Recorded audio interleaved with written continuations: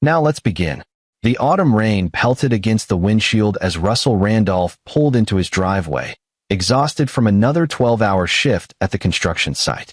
At 34, he'd built a life through sweat and determination, a modest 3-bedroom house in the suburbs, a steady income, and a family he'd die for. His wife Christy worked as a pediatric nurse, often pulling night shifts at Memorial Hospital. Their 7-year-old son Danny was the center of their universe. Russell killed the engine and sat for a moment, rolling his shoulders to ease the tension. The house looked warm and inviting, lights glowing in the living room windows. He grabbed his lunch pail and headed inside, already thinking about the leftover lasagna waiting in the fridge. "Dad," Danny's voice called out, but something was off. The usual exuberance was missing. Russell found his son in the living room, sitting on the couch with an ice pack pressed against his left eye. Glenda Proctor, Christy's mother, stood nearby with her arms crossed, her thin lips pressed into a disapproving line. The woman had moved in 6 months ago after her husband died, claiming she needed family close during her grief. Russell had agreed, despite his reservations. Christy adored her mother, and he wanted to support his wife. What happened?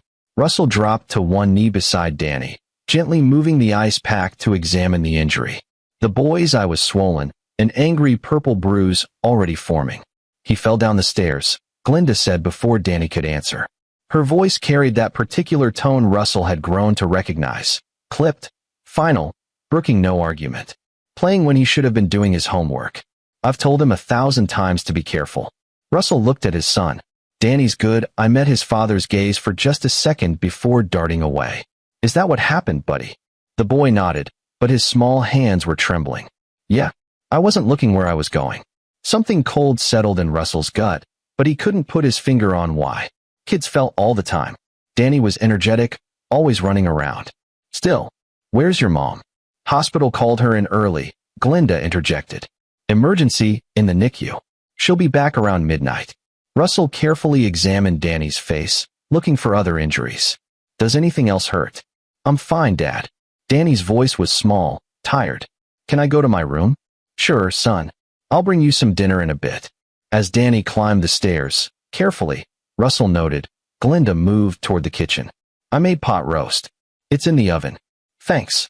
Russell watched her go, that uneasy feeling growing stronger. His mother-in-law had always been cold, but since moving in, she'd become almost militant about household rules, especially with Danny. Christy called it grief, said her mother was struggling with the loss of her father. Russell tried to be understanding, but there was something about the way Glenda looked at Danny sometimes, like the boy was a problem to be solved rather than a child to be loved. He shook off the thought and headed to the kitchen. He was being paranoid.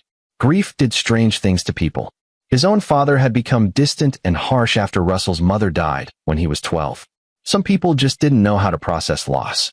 The week passed in a blur of work and routine. Russell had been promoted to site supervisor 3 months ago, which meant longer hours but better pay.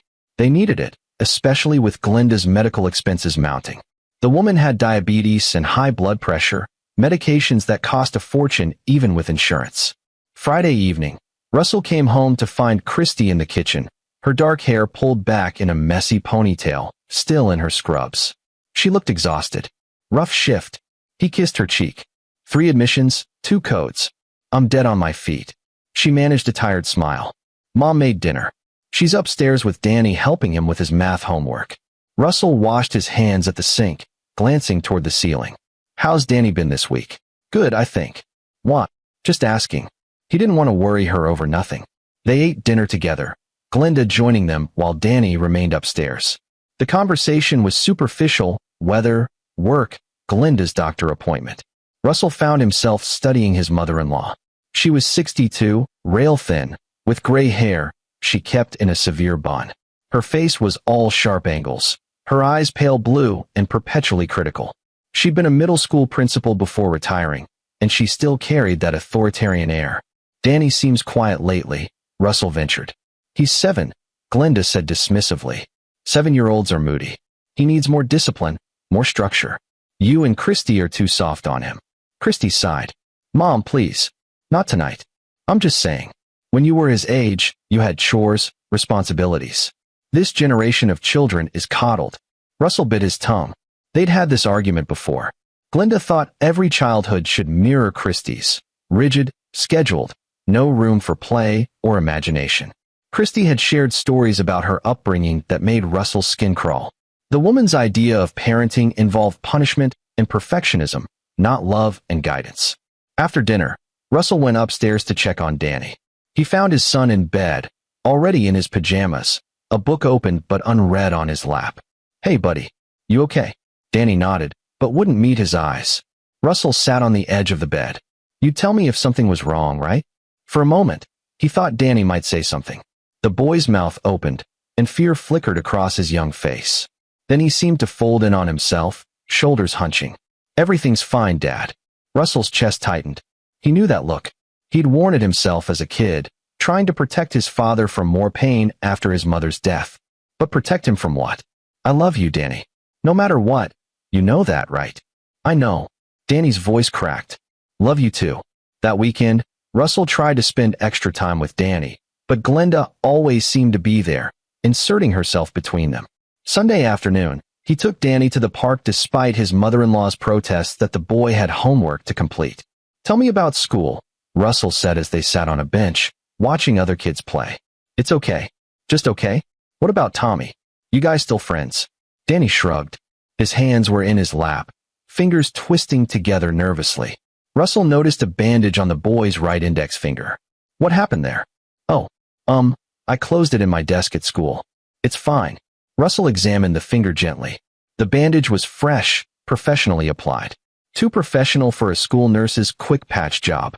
"Grandma took me to urgent care," Danny added quickly. "She said not to bother you and Mom because you're both so busy."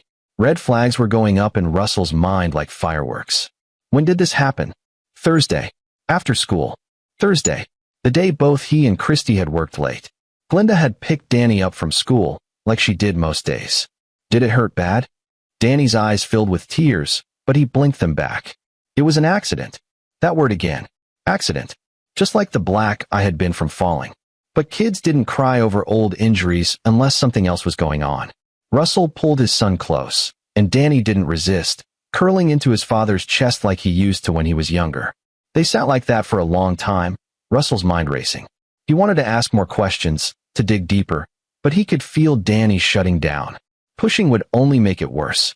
Monday morning brought new dread. Russell was inspecting a foundation pour when his phone rang. Christie's number. "Russell." Her voice was shaking. "I need you to come home." His heart stopped. "What's wrong?" "It's Danny. The school nurse called me. He has burns on his arm. She's asking questions, Russell. She's talking about calling CPS." Russell was in his truck before Christie finished the sentence, leaving his crew with barely an explanation. He made the 15-minute drive in 8, taking corners too fast, his mind spinning with horrible possibilities. He found Christie in the principal's office at Oakwood Elementary, Danny sitting beside her with his left arm bandaged from wrist to elbow. Glinda stood in the corner, her face impassive. The school nurse, a woman named Tara Monroe, looked grim. "Mr. Randolph, your son has second-degree burns on his forearm. He says he touched the stove, but the pattern doesn't match that explanation. These look like immersion burns." Russell felt the blood drain from his face. Immersion? Like his arm was held under hot water or against a hot surface for an extended period. He looked at Danny, who was staring at the floor, tears streaming silently down his cheeks. Then at Glinda, who met his gaze without flinching. "It was the stove," Glinda said firmly. "I was cooking dinner last night, turned my back for 1 second, and he reached for a pot." Children don't understand consequences until they learn the hard way. "Mrs. Proctor," Nurse Monroe said carefully, "this is the 3rd injury in 3 weeks. The urgent care visit for his finger, the black eye, and now this. I'm obligated by law to report patterns of potential abuse." "How dare you?" Glinda's voice turned to ice. "I've dedicated my life to children. I was a principal for 30 years. I would never." "Mom, please." Christie cut her off, her voice breaking. She turned to Russell, and he saw his own fear reflected in her eyes. "Russell, tell them. Tell them we would never hurt Danny." But Russell wasn't looking at Glinda anymore. He was looking at his son, really looking. The boy was terrified, but not of the nurse or the principal. He was terrified of what would happen when they got home. Something inside Russell snapped. A clarity he hadn't felt in weeks washed over him. He knelt in front of Danny, ignoring everyone else in the room. "Danny, look at me." His son's eyes, so much like his own, finally met his gaze. "I need you to tell me the truth. I promise, no matter what you say, I won't be mad. You won't be in trouble. But I need to know, did someone hurt you on purpose?" Danny's lower lip trembled. He glanced at Glinda, and Russell saw it. Pure terror. "I need to speak with my son alone," Russell said, standing. His voice had gone cold, the tone he used with contractors who tried to cut corners on safety. "Everyone out. Now." The principal, Dr. Sarah Matthews, nodded. "Of course. We'll give you privacy." Glinda didn't move. "This is ridiculous. The boy is lying if he says anything different. Get out." Russell's words cut like a blade. "All of you. I want 5 minutes with my son. Alone." Christy touched her mother's arm. "Mom, let's just give them a minute." Once the door closed, Russell sat cross-legged on the floor, bringing himself to Danny's eye level. "It's just us now, buddy. Just you and me. And I need you to be brave for 1 minute. Can you do that?" Danny nodded, tears still falling. "Did Grandma hurt you?" The question hung in the air. Danny's whole body was shaking. Then, slowly he nodded. Russell felt something primal surge through him. Rage so pure and hot it took every ounce of his control not to storm out of that office and confront Glinda immediately. But Danny needed him calm, needed him strong. All 3 times. The eye, the finger, the burns. Another nod. "How did she hurt your finger?" Danny's voice was barely a whisper. "She slammed it in my desk drawer. Said I wasn't doing my homework fast enough." Russell's hands clenched into fists, but he kept his voice gentle. "And the burns. Held my arm under hot water. Said I was being disrespectful because I asked for a snack before dinner. Jesus Christ. And the black eye? Hit me with her slipper. I forgot to put my shoes away." Russell pulled his son into his arms, holding him tight while the boy sobbed against his chest. His mind was racing, calculating. Glinda was Christy's mother. Christy had been raised by this woman, normalized this behavior. How was he supposed to tell his wife that her mother was a monster? But he knew what he had to do. When they emerged from the principal's office, Christy rushed forward. "Russell, what did he say?" Glinda stood behind her, arms crossed, expression unreadable. Russell looked past his wife to the woman who'd been living in his home, who he'd welcomed into his family, who'd been systematically torturing his child. "Danny and I are going home. Christy, you can come with us or meet us there after work. But Glinda, you need to pack your things and be gone by tonight." Christy's face went pale. "What? Russell, what are you talking about? Your mother has been abusing Danny. He just told me everything." The words hit like a bomb. Christy stumbled backward, shaking her head. No, that's not. Mom would never." "I didn't touch that child," Glinda said, her voice sharp and controlled. "He's lying. Children lie, Christy. You know that. They make up stories to get attention." But Russell saw something in Glinda's eyes, a flash of calculation. She wasn't denying it out of innocence. She was strategizing, already planning her defense. "We're going to the police," Russell said. "Right now." "Russell, wait." Christy grabbed his arm. Her whole world was collapsing. He could see it in her face. "Please, can we just talk about this at home? There has to be an explanation." "The explanation is that your mother is a child abuser," Russell said, hating himself for the pain in his wife's eyes, but knowing he couldn't back down. "Not for anything. And I'm not leaving Danny alone with her for another second." Dr. Matthews stepped forward. "Mr. Randolph, I've already called Child Protective Services. They're sending someone over. And given what I've heard, I think the police should be involved." Glinda's mask finally cracked, just for a second. Russell saw something dark and ugly cross her face before she smoothed it away. "This is absurd. I'm a respected educator. I've never had so much as a reprimand in my entire career. You're all going to believe a 7-year-old's fantasy over my word." "Yeah," Russell said quietly. "I am." The next few hours were a blur. Police came, took statements. A CPS worker named Ellen Ott interviewed Danny separately, documenting his injuries with photographs. Christy sat in stunned silence, caught between her husband and her mother. Glinda maintained her innocence with icy composure, citing her credentials, her reputation, her decades of service to children. But the evidence was mounting. The urgent care visit had documented a fracture in Danny's finger, not consistent with catching it in a desk. The pattern of the burns suggested intentional harm. And Danny's testimony was detailed, consistent, Heartbreaking. Russell listened to his son describe weeks of calculated cruelty, being locked in his room without dinner for minor infractions, having his favorite toys destroyed as punishment, being told he was stupid and worthless and a burden. Every word felt like a knife twisting in Russell's gut. How had he missed this? How had he let this happen under his own roof? By evening, Glinda was taken in for questioning. No formal charges yet, but the police made it clear they were building a case. Christy was barely holding it together, her mother's protests of innocence warring with Danny's obvious trauma. At home, after putting Danny to bed with extra reassurances and promises that he was safe now, Russell found Christy in their bedroom, sitting on the edge of the bed, staring at nothing. "I don't know what to believe," she whispered. Russell sat beside her, taking her hand. "I know this is hard, but Danny doesn't lie. You know that.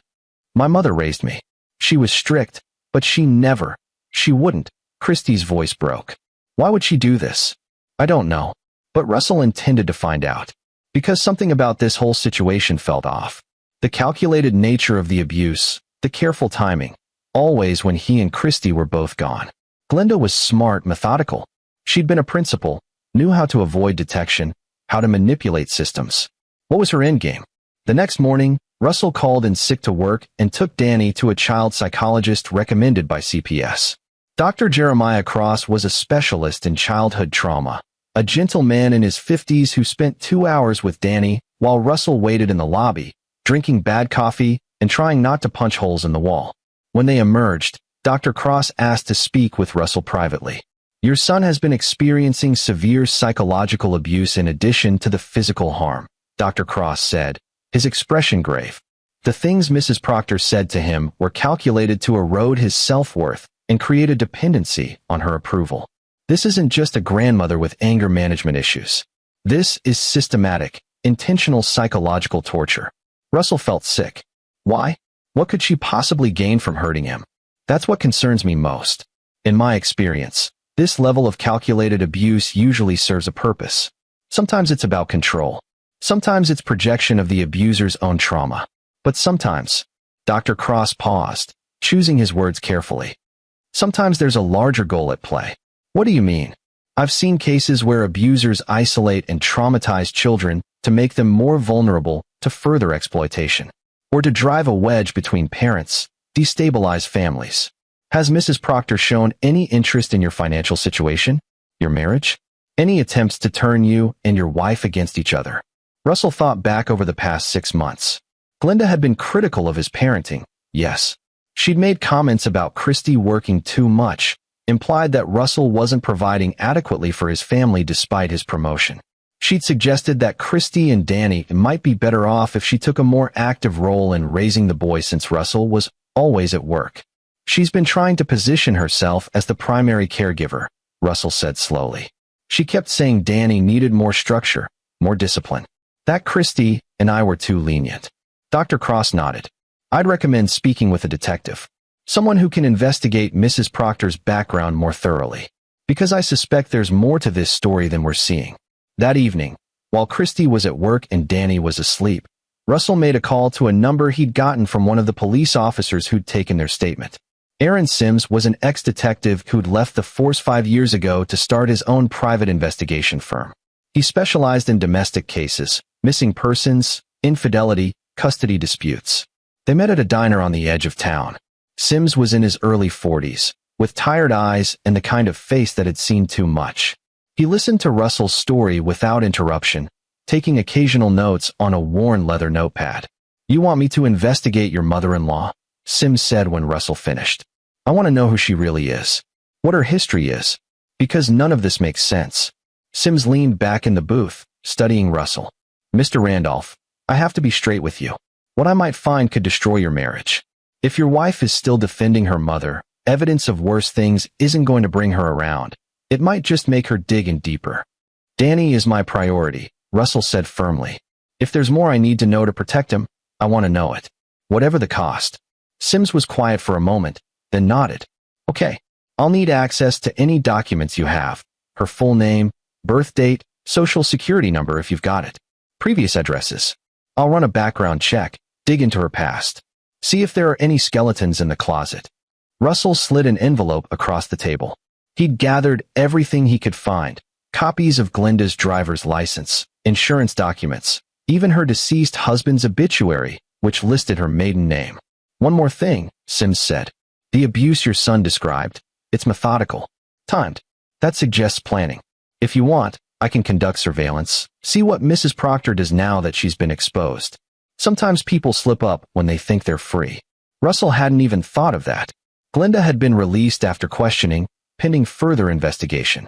She'd checked into a motel on the other side of town. "Do it," Russell said. "Whatever it takes. My rate is $150 an hour, plus expenses." Russell didn't hesitate. Money doesn't matter. Just find out what she's hiding. They shook hands, and Russell left feeling like he'd finally taken control of something. For weeks, he'd been reacting, always one step behind. Now he was acting. Now he was hunting. Over the next few days, Russell focused on Danny's recovery while Sims worked in the background. The boy was slowly coming out of his shell, spending more time with his father, laughing again. But there were moments, sudden noises, raised voices from the TV, that made him flinch, and Russell's heart broke every single time. Christy was struggling. She'd taken a few days off work to process everything, and Russell could see her being torn apart. She wanted to believe Danny, but accepting the truth meant accepting that her mother was a monster. It meant questioning her entire childhood, every memory, every lesson learned. "Did she ever hurt you?" Russell asked one night as they lay in bed, unable to sleep. Christy was quiet for a long time. She was strict, sometimes too strict. "But I always thought it was just her way of preparing me for the world." She said love without discipline wasn't really love. "That's manipulation, Christy, not parenting." "I know. Logically I know. But she's my mother, Russell. I can't just," her voice broke. "I can't just erase 30 years of my life. I'm not asking you to. But I need you to protect our son. That has to come first." "I know. And I am. I haven't let her near Danny. I haven't even talked to her since that first night. But it hurts. It all just hurts so much." Russell held her while she cried, wishing he could fix this, knowing he couldn't. For days after hiring Sims, Russell got a call that changed everything. "We need to meet," Sims said, his voice tight with tension. "And you need to bring the police. What I found, Jesus, Russell, you need to see this. But not alone." Russell's blood ran cold. "What did you find?" "I've been following her. She's been meeting with people. And I managed to get into her motel room yesterday while she was out." "Russell, she has files. Detailed files on Danny, medical records, school records, photographs. And there's money. A lot of money. Wire transfers from an offshore account. What the hell does that mean?" "I don't know yet. But I kept watching her, and today she went to a house in Fairview. That's where I am now. I set up a camera, got footage of what happens inside." Sims paused. "Russell, I think your mother-in-law is part of something much bigger than simple child abuse. And whatever it is, it's organized, professional, and there are other kids involved." Russell felt the world tilt beneath him. "Other kids? I've got footage. But you can't see this alone. Call Detective Kerry Hill. He's with the County Task Force on Organized Crime. Tell him everything. And meet me at the station in 2 hours. Because what I'm about to show them is going to blow this whole thing wide open." Russell's hands were shaking as he ended the call. Other kids. Files. Money. What the hell had Glinda been doing? And more importantly, what had she been planning for Danny? He thought about Dr. Cross's words. Sometimes there's a larger goal at play. Whatever Glinda Proctor was involved in, Russell was going to burn it to the ground. And he was going to make damn sure she paid for every second of pain she'd caused his son. But first, he needed to see what was on that footage. 2 hours later, Russell sat in an interrogation room at the county police station with Detective Kerry Hill, a sharp-eyed woman in her 40s who specialized in organized crime, and 2 federal agents whose names Russell didn't catch. Aaron Sims set up his laptop, and the screen filled with a house. Modest, suburban, utterly unremarkable. "This is 4782, Clearwater Drive in Fairview," Sims explained. "I followed Glinda Proctor here this afternoon. She went inside for approximately 90 minutes. While she was there, I observed 4 other adults entering and exiting. I managed to get this camera positioned to see through the front window." He clicked play. The footage showed a living room that had been converted into something else, a classroom, maybe, or a meeting space. There were chairs arranged in a circle, and in those chairs sat 5 women and 2 men, all middle-aged or older. Glenda Proctor sat among them. But what made Russell's stomach turn were the photographs spread across a coffee table in the center. Photographs of children. Dozens of them. Danny's face was among them. What the fuck am I looking at? Russell's voice was barely above a whisper. Detective Hill leaned forward. Mr. Sims, can you zoom in on those photos? Sims did. The images became clearer. Children of various ages, all with detailed notes attached. Names, addresses, school schedules. Parents' work schedules. Medical information. It's a trafficking ring, one of the federal agents said quietly. Or preparation for one. They're gathering intelligence, identifying targets. Russell felt like he was going to be sick. They were going to take Danny. Not just take him, Detective Hill said, her voice grim. Look at the notes on his photo. Subject shows high compliance after disciplinary conditioning. Mother has conflicting work schedule, limited supervision. Father shows protective tendencies, but can be separated through marital discord. Recommend isolation protocol beginning month 7. Month 7. They were in month 6 of Glenda living with them. She moved in to groom him, Russell said, the realization hitting like a freight train. Everything. The abuse, the isolation, turning him against us, making him afraid. It was all to make him easier to take. And to destabilize your family, Hill added. Make you and your wife fight, question each other. So when Danny eventually disappeared, you'd be too fractured to mount an effective search. She was planning to destroy your family from the inside, then take your son. Sims fast-forwarded through more footage. The group was discussing strategy, timelines. Then a woman Russell didn't recognize pulled out a document. Contracts, Sims said. They're bidding on the children. This isn't just trafficking, it's a marketplace.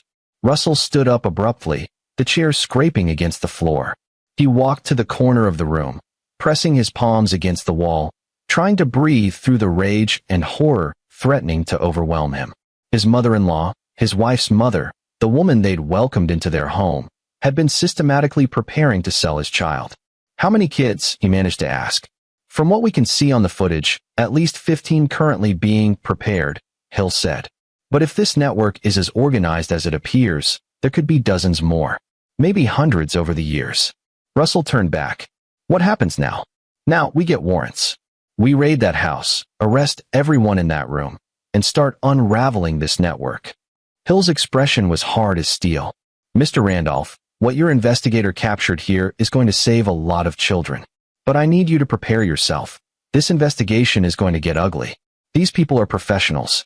They'll have lawyers, they'll have money, and they'll fight like hell.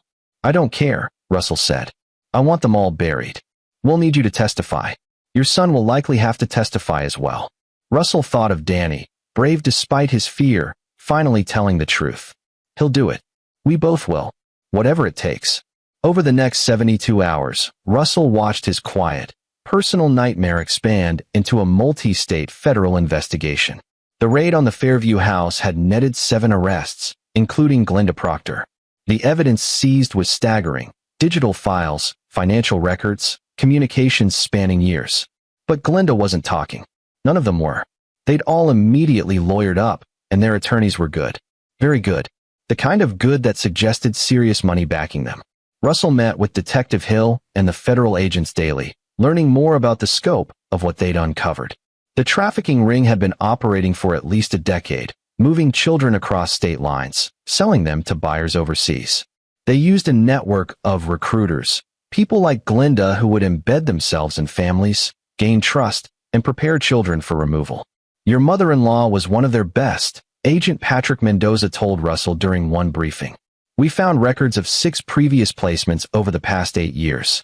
She'd move in with families under various pretexts, helping after a death, recovering from an illness, providing childcare. Always single mothers or families with complex work schedules.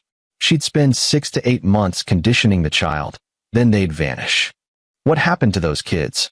Russell asked, though he wasn't sure he wanted to know the answer. Mendoza's expression was answer enough. We're working with Interpol to track down the buyers. Some of the children might still be alive. We might be able to bring them home. Might. The word hung in the air like a death sentence. At home, Christy was falling apart. The revelation of what her mother truly was had shattered something fundamental in her. She'd taken a leave of absence from work, spending most of her time with Danny or alone in their bedroom, trying to process the impossible. "I should have known," she said one evening, her voice hollow. "There were signs when I was growing up. Things that didn't feel right. But I just accepted it because she was my mother. Because that was normal for us." Russell sat beside her, not knowing what to say. How did you comfort someone whose entire reality had been built on a lie? "Danny is safe," he said finally. "Because of you. Because we're his parents and we protected him. That's what matters." But even as he said it, Russell knew it wasn't enough.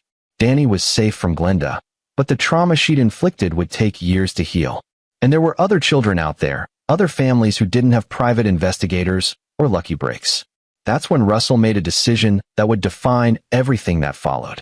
He was done reacting, done waiting for the legal system to maybe, possibly, eventually bring justice. These people had tried to destroy his family and take his son.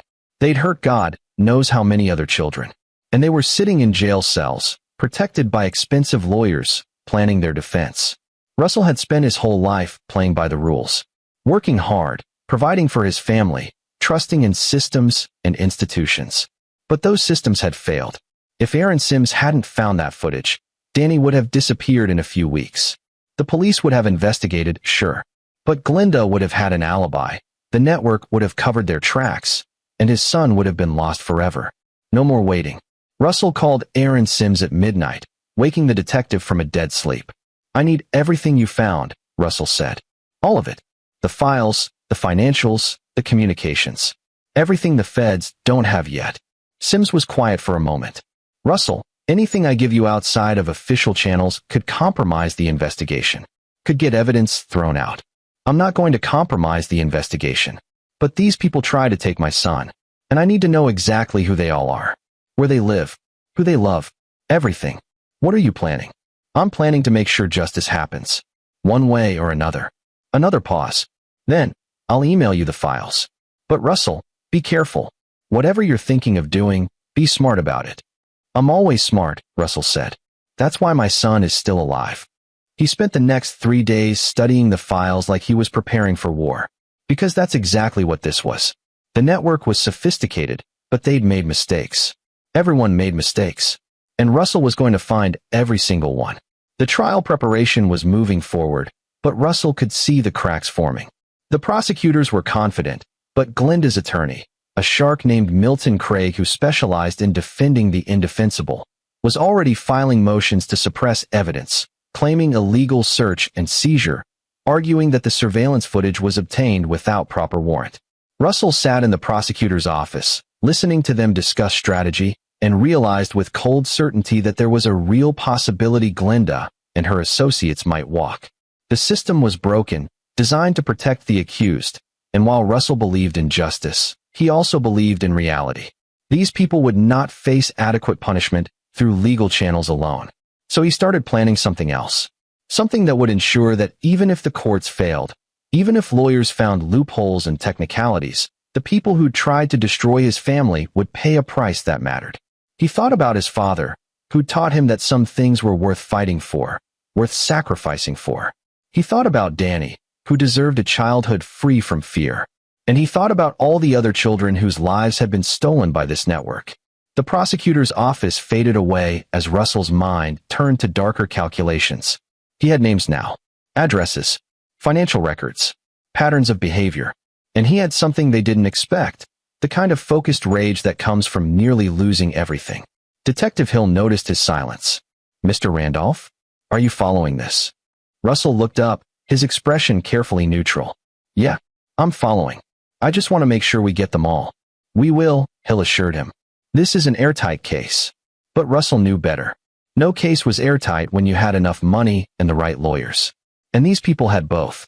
So he would become their backup plan, their insurance policy, the shadow that would haunt them even if the courts set them free. He would become what they deserved. And by the time he was done, they would wish the federal agents had kept them in protective custody.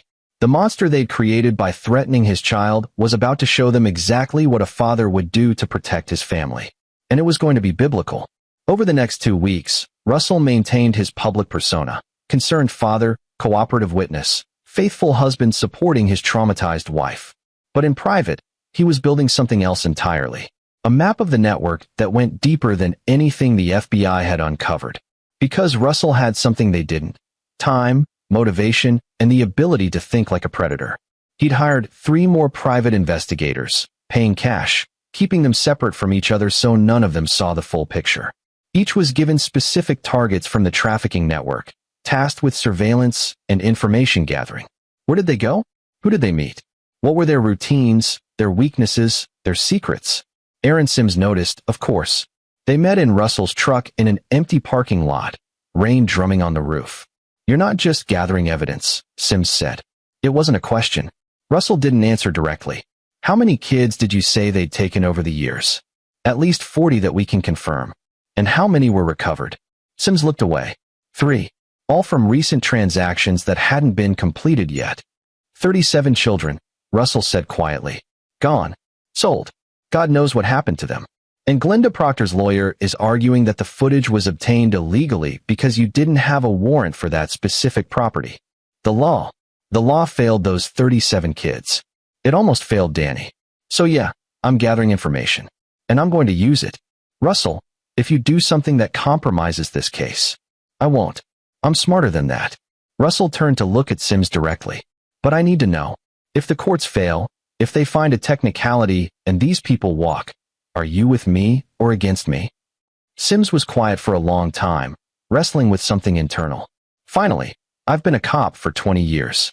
I've seen the system work and I've seen it fail. I've watched guilty people walk on technicalities while victims got nothing but trauma and therapy bills. He rubbed his face, looking older than his years.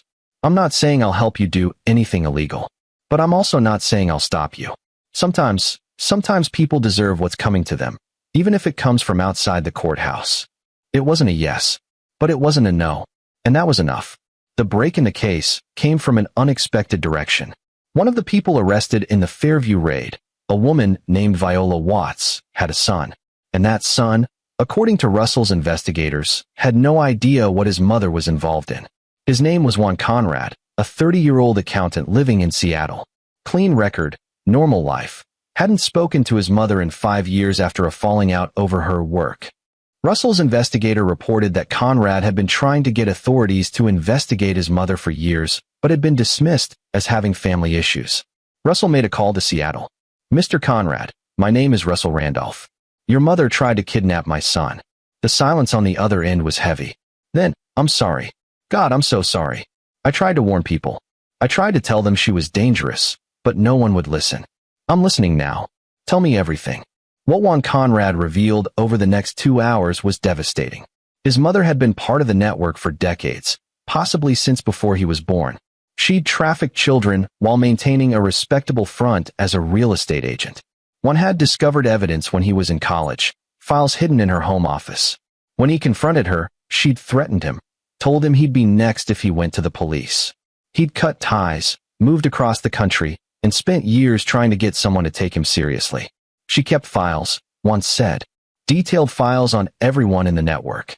Insurance, she called it, in case anyone tried to turn on her. I don't know where she kept them, but they exist. Names, addresses, transaction records. Everything. Russell's pulse quickened. Where would she hide something like that? She had a storage unit. One I only found out about by accident when I was helping her move once. She thought I didn't notice, but I saw the key. It had a number on it. Unit 247 at some facility. I don't remember which one, but she lived in Fairview back then, so it's probably local. After the call, Russell spent 6 hours calling every storage facility in Fairview and the surrounding areas, claiming to be Viola Watts' son, saying he needed to access her unit because she'd been in an accident.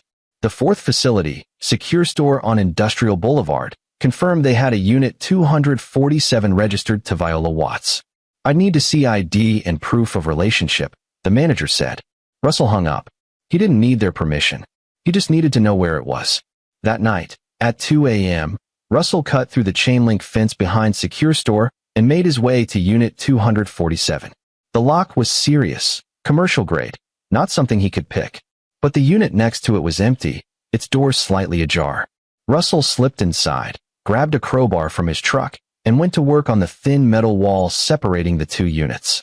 20 minutes of careful, quiet work, and he'd created an opening large enough to crawl through.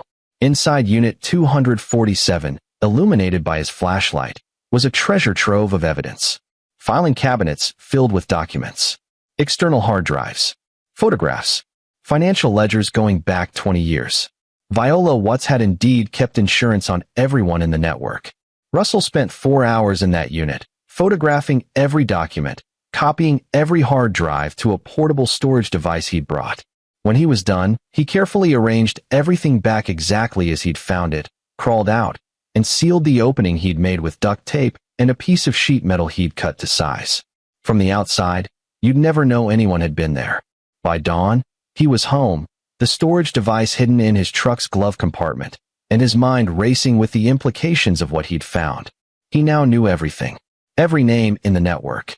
Every transaction. Every buyer. Every location where children had been taken. Bank accounts in the Cayman Islands.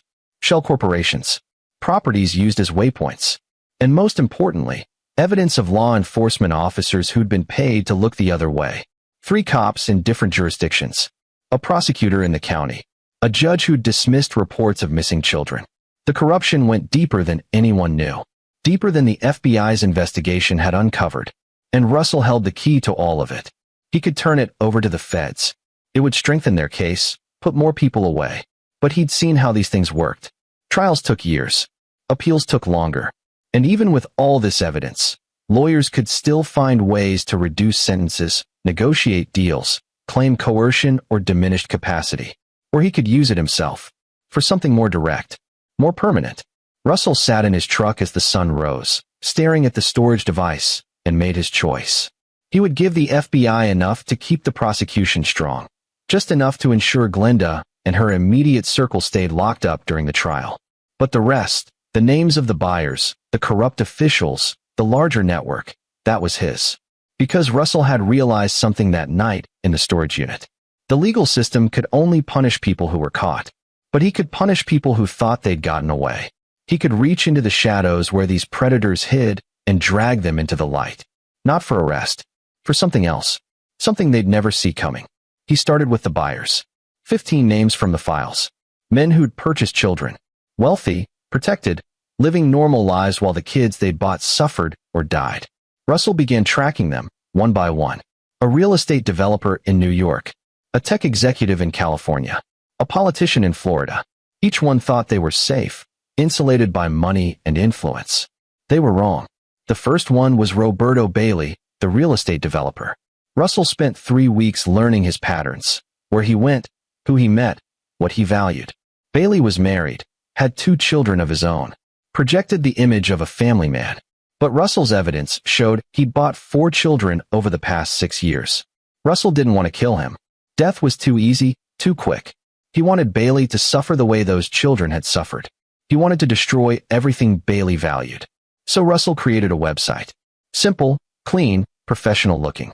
He filled it with every piece of evidence he had on Bailey, financial transactions, photographs, communications. He documented every child Bailey had purchased, complete with before and after photos were available. He laid out the entire sordid history in excruciating detail. Then he sent the link to Bailey's wife, his children, his business partners, his investors, his competitors, and every major news outlet in New York. The website went viral in 6 hours. Bailey's wife filed for divorce within 24 hours. His children issued public statements disowning him. His business partners dissolved their partnerships. Federal agents raided his home and offices. His assets were frozen. And by the end of the week, Bailey was arrested on multiple charges of human trafficking and conspiracy. But more importantly, Bailey was destroyed. His reputation, his family, his fortune, all gone. He'd spend the rest of his life fighting legal battles he couldn't win, abandoned by everyone he'd ever known, facing decades in prison. Russell watched it all unfold from his quiet house in the suburbs, and felt nothing but cold satisfaction. 1 down, 14 to go. He varied his approach with each target. For the tech executive, Russell leaked evidence to his company's board and shareholders, triggering an internal investigation that revealed a network of illegal activity far beyond the trafficking. The executive was fired, sued into oblivion, and became a pariah in his industry. For the politician, Russell anonymously fed information to the opposition party and investigative journalists. The resulting scandal ended his career and sent him to prison. Each one was carefully planned, meticulously executed. Russell never left evidence of his involvement. He was a ghost, a force of nature, invisible and relentless. But his masterpiece, he saved for Glenda Proctor. The trial was set to begin in 6 weeks. Milton Craig, her attorney, was confident. He'd gotten 2 pieces of evidence suppressed, had character witnesses lined up, and was preparing to argue that Glenda had been coerced into participating by other members of the network. Russell knew the prosecution was still strong, but he also knew Craig was good enough to create reasonable doubt in at least one juror's mind. And that's all it would take. One holdout, and Glenda might walk. So Russell decided to ensure that didn't happen, but not through illegal means that could compromise the trial. Through perfectly legal psychological warfare. He started by purchasing the motel where Glenda was staying under house arrest. The owner was happy to sell to a shell corporation Russell had created. Then Russell became Glenda's landlord. Nothing he did was illegal, but every day became a small torture.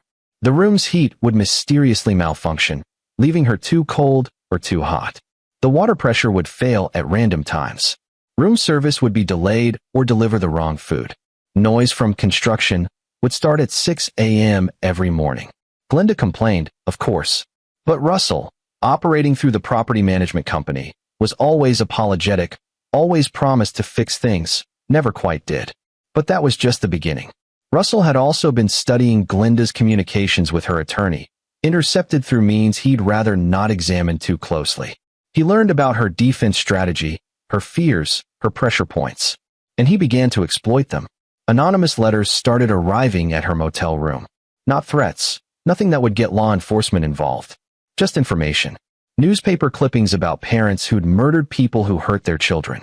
Stories about what happened to child abusers in prison. Statistics on conviction rates for trafficking cases. Each letter was carefully crafted to increase her anxiety, to make her paranoid, to break her psychologically before the trial even started. He also targeted her co-defendants, using the same tactics, creating paranoia within the network, making them doubt each other, wonder who might be preparing to turn state's evidence for a reduced sentence. And it worked.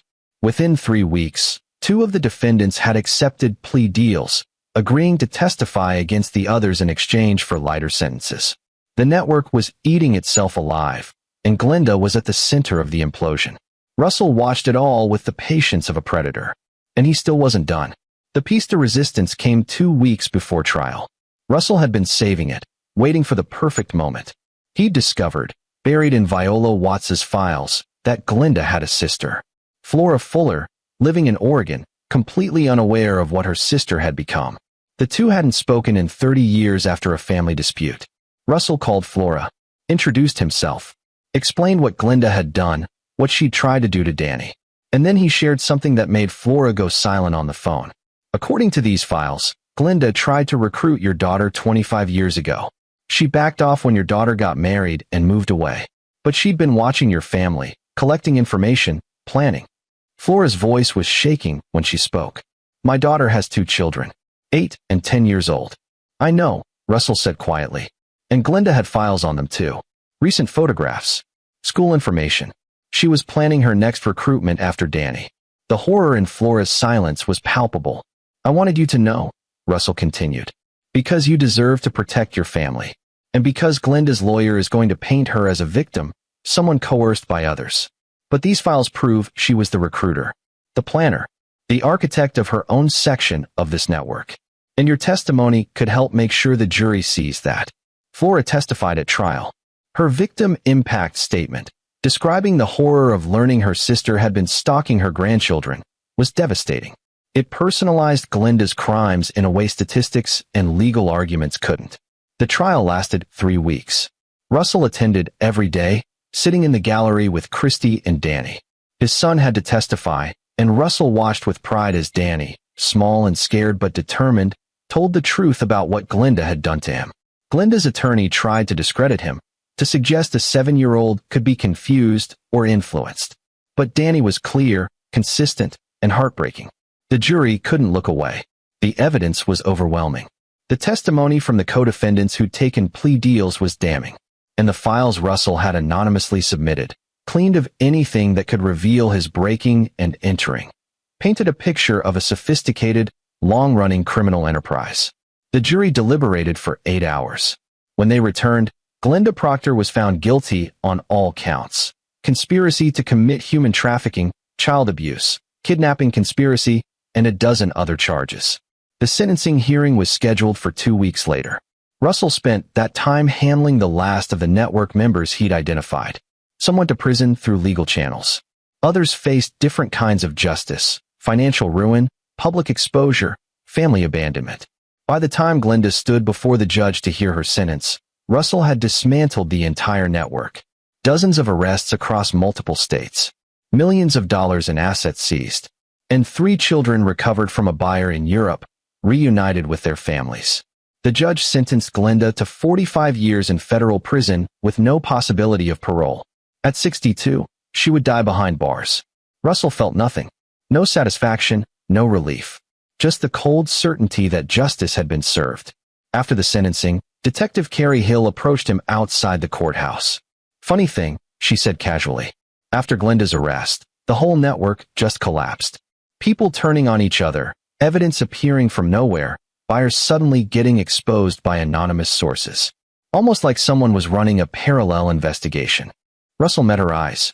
Justice is justice. Doesn't matter where it comes from. Hill studied him for a long moment.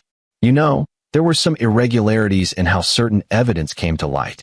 But since it all checks out, and since it helped us save lives, I'm not inclined to look too closely." She paused. "But if I were running a parallel investigation, hypothetically, I'd make sure to cover my tracks completely. Because next time, the judge might not be so forgiving of questionable sources." "Good advice," Russell said. "I'll keep that in mind." Hill nodded and walked away, and Russell knew she knew. But she was letting it go. Because sometimes the system needed help. And sometimes the help came from unexpected places. Christy was waiting by the car with Danny. She'd been in therapy, working through the trauma of realizing her mother was a monster. It was slow, painful work, but she was healing. They both were. "Is it over?" she asked. Russell pulled her and Danny into his arms. "It's over. She's never getting out." Danny looked up at him. "Are we safe now, Dad?" Russell knelt down, looking his son in the eyes. "Yes, buddy. We're safe. And I promise you, no one is ever going to hurt you again." They drove home together, a family that had been tested and nearly broken but had survived. The road ahead would still be difficult: therapy for Danny, healing for Christy, vigilance for Russell. But they would face it together.